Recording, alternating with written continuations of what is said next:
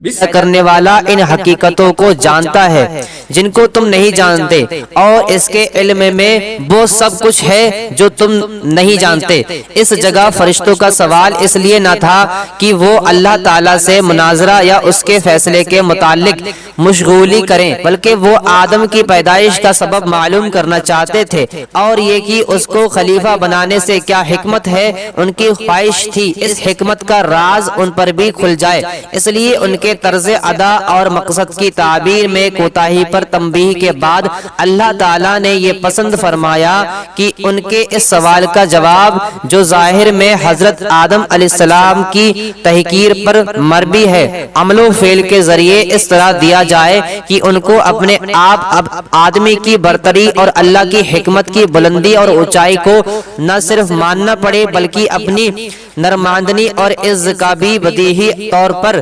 مشاہدہ ہو جائے۔ اس لیے حضرت آدم علیہ السلام کو اپنی سب سے بڑی مرتبہ والی صفت علم سے نوازا اور ان کو چیزوں کا علم عطا فرمایا، اور فرشتوں کے سامنے پیش کر کے ارشاد فرمایا کہ تم ان چیزوں کے بارے میں کیا علم رکھتے ہو؟ ان کے پاس علم نہ تھا، کیا جواب دیتے؟ مگر اللہ سے قرب رکھتے تھے۔ سمجھ گئے کہ ہمارا امتحان مقصود نہیں ہے، کیونکہ اس سے پہلے ہم کو اس کا علم ہی کب دیا گیا تھا کہ آزمائش کی جاتی، بلکہ یہ تنبیہ مقصود ہے کہ زمینی خلافت کا مدار تسبیح و تحلیل کی کثرت اور تقدیس و تمجید پر نہیں بلکہ علم نامی صفت پر ہے، اس لیے کہ ارادہ، اختیار، قدرت و تصرف اور قدرت و اختیار علم کی زمینی صفت کے بغیر ناممکن ہے۔ بس جبکہ آدم کو اللہ تعالیٰ نے اپنے علم کی صفت پر مظہر بنایا تو بے شک وہی ارضی خلافتوں کا حقدار ہے۔ گویا حضرت آدم کو علم کی صفت سے اس طرح نوازا گیا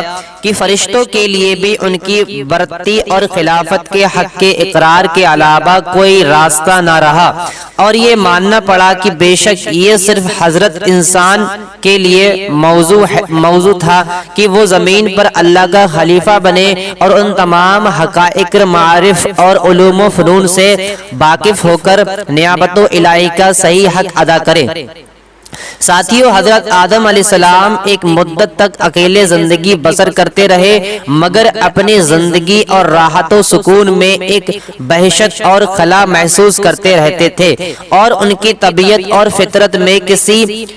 منست اور غمختوار کی یاد نظر آتی تھی۔ چنانچہ اللہ تعالیٰ نے حضرت حوا کو پیدا کیا اور حضرت آدم اپنا ہمدم اور ساتھی پا کر بہت خوش ہوئے اور دل میں اطمینان محسوس کیا۔ حضرت آدم اور حوا کو اجازت تھی کہ وہ جنت میں رہیں سہیں اور اس کی ہر چیز سے فائدہ اٹھائیں، مگر ایک پیڑ کو نشان زد کر کے بتا دیا کہ اس کو نہ کھائیں بلکہ اس کے پاس تک نہ جائیں۔ اب ابلیس کو ایک موقع ہاتھ آیا اور اس نے حضرت آدم اور حوا کے دل میں یہ وسوسہ ڈالا کہ یہ پیڑ جنت کا پیڑ ہے، اس کا پھل کھانا جنت میں ہمیشہ آرام و سکون اور اللہ کا قرب پانے کی ضمانت دیتا ہے، اور قسمیں کھا کر ان کو بتایا کہ میں تمہارا خیر خواہ ہوں، دشمن نہیں ہوں۔ یہ سن کر حضرت آدم کے انسانی اور بشری خواہش میں سب سے پہلے نسیہ بھول چوک نے ظہور کیا، اور یہ بھلا بیٹھے کہ اللہ کا یہ حکم ضروری تھا، نہ کہ رب کی اور سے کوئی مشورہ۔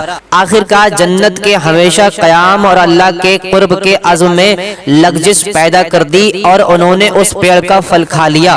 اس کا کھانا تھا کہ بشری لوازم، انسانی ضرورتیں ابھرنے لگی۔ دیکھا تو ننگے ہیں اور لباس سے محروم ہو چکے ہیں۔ جلد آدم حوا دونوں پتوں سے سطر ڈھانکنے لگے۔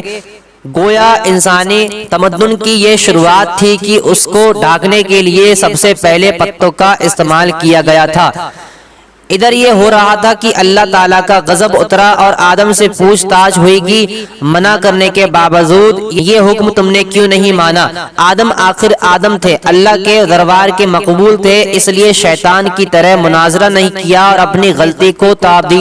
تعبیروں کے پردوں میں چھپانے کی بے مطلب کی کوشش سے باز رہے۔ ندامت و شرمساری سے کے ساتھ اقرار کیا کہ غلطی ضرور ہوئی، لیکن اس کی وجہ سرکشی نہیں بلکہ انسان ہونے کے ناطے بھول چوک اس کی وجہ ہے۔ پھر بھی غلطی ہے، اس لیے توبہ کا استغفار کرتے ہوئے معاف کر دیے جانے کی درخواست کرتا ہوں۔ ساتھیوں، اللہ تعالیٰ نے ان کے اس عذر کو قبول فرمایا اور معاف کر دیا، مگر وقت آ گیا کہ حضرت آدم علیہ السلام کی زمین پر خلافت کا حق ادا کریں۔ اس لیے حکمت کے تقاضے کے طور پر ساتھ یہ فیصلہ سنایا کہ تم کو اور تمہاری اولاد کو ایک طے وقت تک زمین پر قیام کرنا ہوگا، اور تمہارا دشمن ابلیس عداوت کے اپنے تمام سامان کے ساتھ وہاں موجود رہے گا، اور تم کو اس طرح ملکوتی اور طاغوتی کو ٹکرانے والی طاقتوں کے درمیان زندگی بسر کرنی ہوگی۔ اس کے باوجود اگر تم اور تمہاری اولاد مخلص اور سچے بندے اور سچے نائب ثابت ہوئے تو تمہارا اصل وطن جنت ہمیشہ کی طرح تمہاری ملکیت میں دے دیا جائے گا۔ اس لیے تم اور حوا یہاں سے جاؤ اور میری زمین پر بسو، اور اپنی مقرر کی ہوئی زندگی تک عبودیت کا حق ادا کرتے رہو، اور اس طرح انسانوں کے باپ اور اللہ تعالیٰ کے خلیفہ آدم علیہ السلام نے جیون ساتھی حضرت حوا رضی اللہ تعالی عنہا کے ساتھ اللہ کی زمین پر قدم رکھا۔ قرآن مجید میں حضرت آدم علیہ السلام کا نام 25 بار آیتوں میں آیا ہے، اور انبیاء علیہ السلام کے تذکروں میں سب سے پہلا تذکرہ ابو البشر حضرت آدم علیہ السلام کا ہے۔ سورہ بقر، عرافہ، اسراء، کہف اور طٰہٰ میں نام اور صفتوں دونوں کے ساتھ، اور سورہ حجر و صاد میں صرف صفتوں کے ذکر کے ساتھ، اور آل عمران، مائدہ اور مریم اور یاسین میں صرف ضمنی طور پر نام لیا گیا ہے۔ یوں تو آدم علیہ السلام کے واقعے میں انگنت نصیحتوں اور مسئلوں کا ذخیرہ موجود ہے، اور ان کا احاطہ اس مقام پر ناممکن ہے کہ پھر بھی کچھ اہم عبرتوں کی طرف اشارہ کر دینا مناسب معلوم ہوتا ہے۔ اللہ